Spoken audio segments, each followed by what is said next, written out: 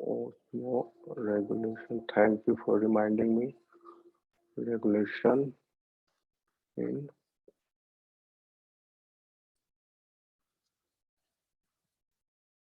petromyzon or lamprey.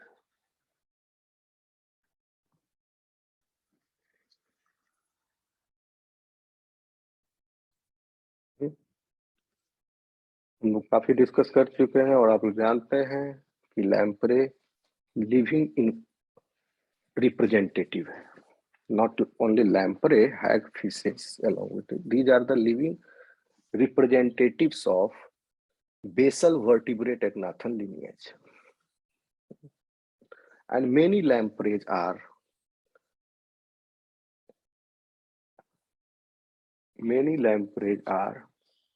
anadromous in their life cycle.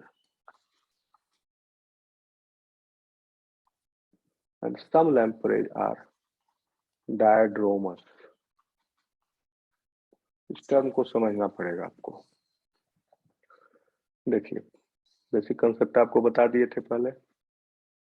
Aquatic habitat दो प्रकार हो गए. एक मरीन यानी सी वाटर, दूसरा फ्रेश वाटर. ओके,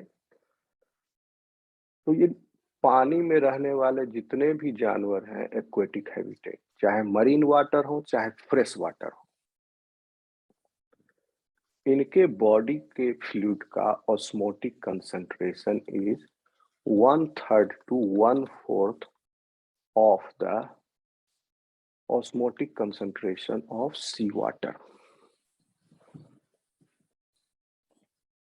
जितने भी पानी में रहने वाले जीव हैं, चाहे फ्रेश वाटर हो चाहे मरीन हो, एक को छोड़ के. And who is that one exception?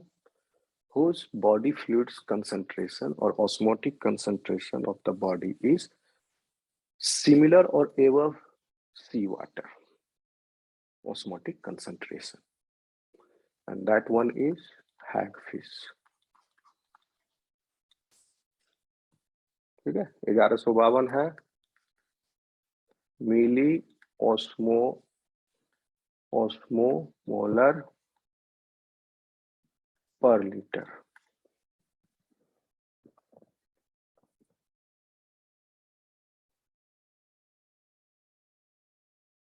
ठीक. और बाकी जितने भी एक्वेटिक एनिमल्स हैं, चाहे फ्रेश वाटर में रहे चाहे मरीन में रहे, सी वाटर में, उनका है 1/3 to 1/4 of the sea water.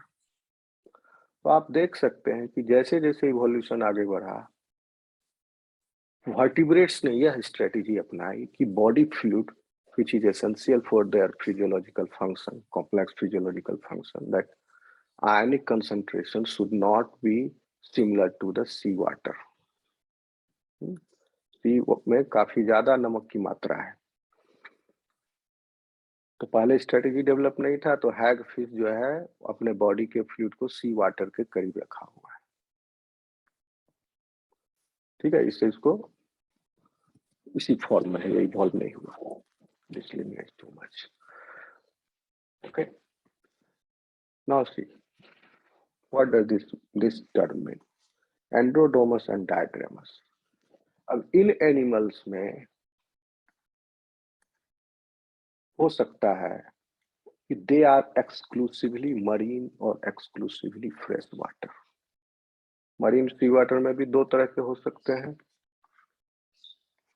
एक एक्सक्लूसिवली मरीन और एक जो है जिसमें माइग्रेशन होगा. इसमें भी exclusively fresh water and migratory species दो तरह के होंगे. एक्सक्लूसिव मतलब हमेशा समुद्र के पानी में ही रहेगा वो उसी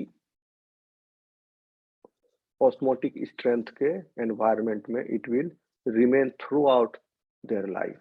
पूरा लाइफ भर इसी में रहेगा. अगर इनको फ्रेश वाटर में हम डाल दें तो they will die. So these exclusively marine species are stenohaline. Means they cannot tolerate the wide range fluctuation of the ions present in the medium in which they are placed in.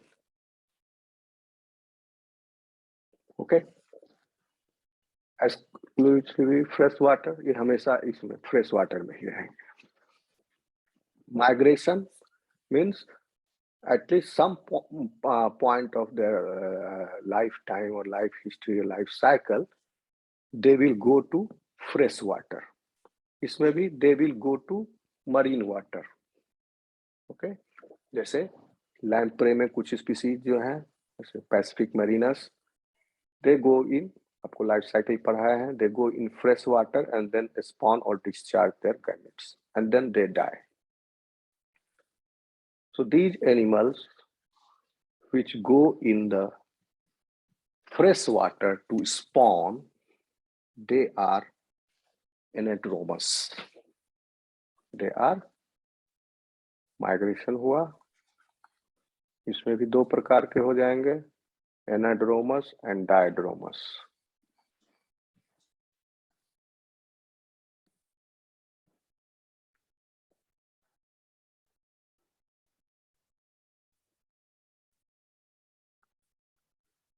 Anadromous नहीं, डायड्रोमस तो दूसरा term है, and कैटाड्रोमस.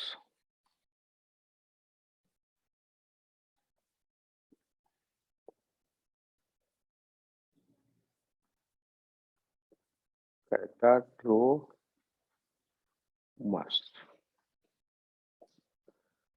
कैटाड्रोमस.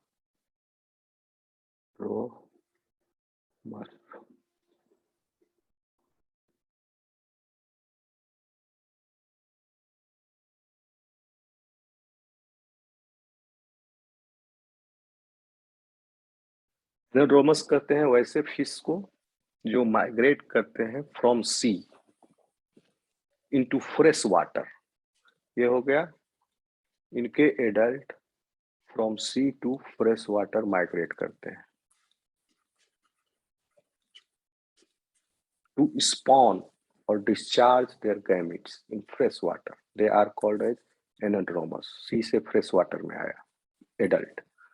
Catadromous are those ones in which the fishes migrate from fresh water to sea water to deposit their eggs and discharge their sperm. Okay. So they will spawn and discharge their sperms in sea water. Here they will discharge their sperms and deposit their egg in fresh water. Is this clear so far to you? Yes, sir. Okay. तो अब आप देखिए कि migratory lamprey जो है वो anadromous भी है, कैटाड्रोमस भी है. लैम्प्रे तो हम बताएंगे आपको. और हैगफिश के पास तो ऑस्मोरेगुलेटरी कोई प्रॉब्लम नहीं आया बैलेंस करने के लिए, क्योंकि सी वाटर के बराबर या थोड़ा सा ज्यादा सी वाटर का ऑस्मोटिक स्ट्रेंथ होता है अराउंड 1000. फ्रेश वाटर का अराउंड 3, एवरेज 3 लेके चलिए. ओके. और बॉडी का अब 1/3 to 1/4 होगा किसमें? फ्रेश वाटर में रहने वाले सारे एनिमल्स, एक्सक्लूसिवली फ्रेश वाटर या माइग्रेटरी स्पीसीज. मरीन में रहने वाले सारे एनिमल्स एक्सक्लूसिवली या माइग्रेटरी, सबका, सारे एक्वेटिक हैबिटेट में रहने वाले एनिमल्स एक्सेप्ट हैगफिश, सबका 1/3 to 1/4 होगा बॉडी का ऑस्मोटिक स्ट्रेंथ. तो 1000 का 1/3 1/4 क्या हो गया रेंज? 250 से 333. ओके. ये रेंज बनता है. तो बॉडी फ्लूइड का osmotic concentration is in this range for all these animals except hagfish का कितना है? 1152. और बाकी एक्वेटिक लाइफ में सबका 250 से 333, इसमें सब आ गए। पेट्रोमाइजोन भी आ गया, एग्नाथा का, आपका ये साइक्लोस्टोम्स का दूसरा ग्रुप पेट्रोमाइजोन, और उसके बाद ग्रैथोस्टोमेटा के भी सारे groups, right from elasmobranch that is chondrichthyes और teleost fishes that is osteichthyes, उनका भी इसी रेंज में है। So the osmoregulatory mechanisms are more or less same in these animals. किसमें? Teleost fish, Ostichthys, Elasmobranch, and Petromyzon. It is clear?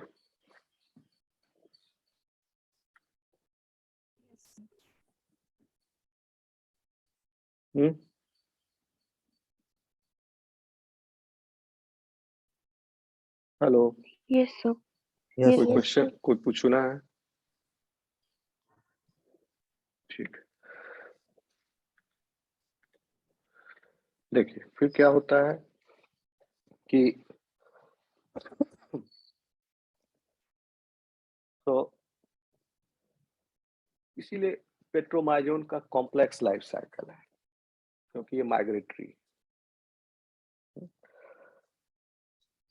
और इसमें Metamorphosis भी इंक्लूडेड है।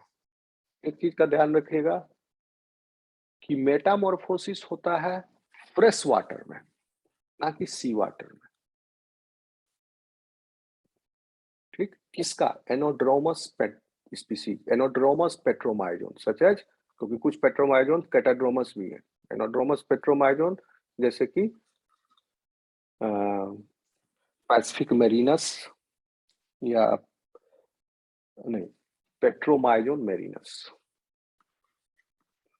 Petromyzon मेरिनस।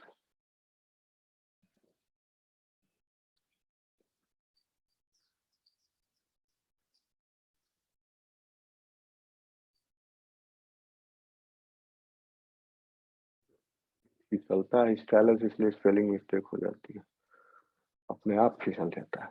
Petromyzon मैरिनस,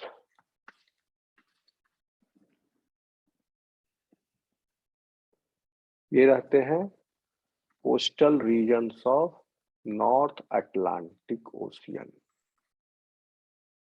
and these are the best studied one. सबसे ज्यादा study हुआ है इस पर, सबसे ज्यादा इंफॉर्मेशन अवेलेबल है पेट्रोमाइजोन मैरिनस के बारे में, नॉर्थ अटलांटिक। तो हम जितना भी अभी ऑस्मो रेगुलेशन डिस्कस करेंगे वो इसी स्पीसीज के संदर्भ में होगा। नॉर्थ अटलांटिक कहाँ पर है? ये अमेरिका हो गया, कनाडा, इधर यूरोप हो गया, ओके। इसके बीच में अटलांटिक ओशियन है, यूरोप के नीचे अफ्रीका है, ठीक है। इधर उत्तरी अमेरिका, दक्षिणी अमेरिका, सपोज करो, अच्छा मैप नहीं बना, बीच में अटलांटिक ओशियन है, यहाँ से यहाँ तक, उत्तरी गोलार्ध से दक्षिणी गोलार्ध तक। तो उत्तरी गोलार्ध में नॉर्थ अटलांटिक ओशियन, यानी कनाडा और अमेरिका का कोस्ट, और इधर ब्रिटेन और यूरोप के कंट्रीज, स्कैंडिनेवियन कंट्री जैसे स्वीडन, नॉर्वे, फिनलैंड एक्सेट्रा, और इधर ये, और बीच में आपका ग्रीनलैंड एंड आइसलैंड। तो around this they are found in their coastal region, समुद्र के किनारे में, क्योंकि दीज आर इसके aquatic, these are benthic. Benthic मतलब होता है bottom, these are bottom dwellers, sea के बॉटम पर ये रहेंगे। तो ज्यादा सी डीप हो जाएगा